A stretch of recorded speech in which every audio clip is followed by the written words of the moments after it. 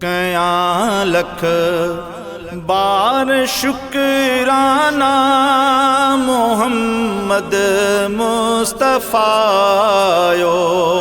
कयां लख बार शुक्राना मोहम्मद मुस्तफ़ायो। वया दुख दूर थी सब जा शाफी बण जी शिफायो। कयां लख बार शुक्राना मोहम्मद मुस्तफ़ायो। ख़त्म थियो दौर ज़ुल्मत जो किरिया कोट कुफारन जा। ख़त्म थियो दौर ज़ुल्मत जो किरिया कोट कुफारन जा। अबो जल जो अजो थी पियो वरिया भाग विचारन जा। वरिया भाग विचारन जा। थी वई रहमत संदी बरसात महबूबे खुदायो।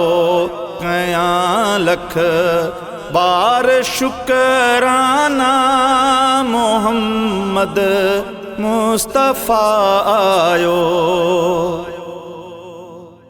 मिठे महबूब जी आमद जा थया ऐलान अर्शन ते।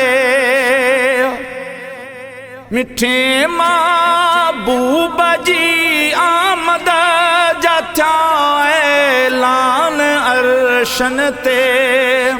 कयूं रब पाक पे खुशियों फरिश्ता आया फर्शन ते।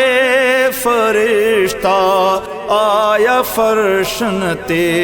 कयो दीदार थे सबनी इमामुल अंबिया आयो।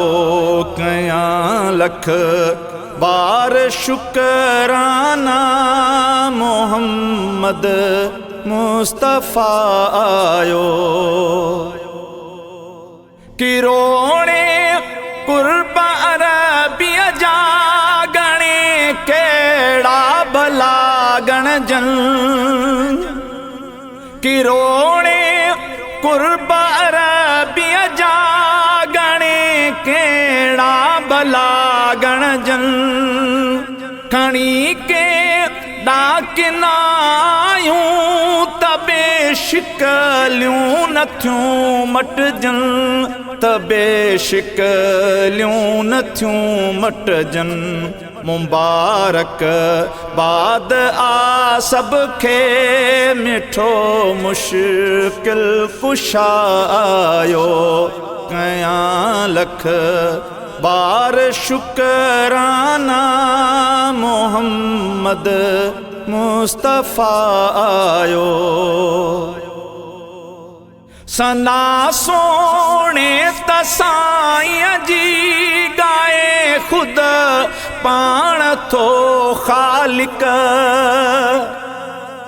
सना सोने तसाईं जी गाए खुद पाण थो खालिक। कयो बिन ही जहानन जो मोहम्मद खे खुदा मालिक। मोहम्मद खे खुदा मालिक। मल्हायूं छो न अज खुशियूं हबीबे किबरिया आयो। कयां लख बार शुक्राना मोहम्मद मुस्तफ़ायो। हसन मां रोज़े महशर जे झली दुस यार जो दामन। हसन मां रोज़े महशर जे झलींदुस यार जो दामन उहो बदकार बे अमलन ज़ईफ़न जो आहे ज़ामिन ज़ईफ़न जो आहे ज़ामिन न कर गम ऐं काई गणती मिणन जो मुक्तदा आयो कयां लख बार शुकराना मोहम्मद मुस्तफ़ा आयो वया दुख दूर थी सब जा शाफी बण जी शिफा आयो कयां लख बार शुकराना मोहम्मद मुस्तफ़ा आयो।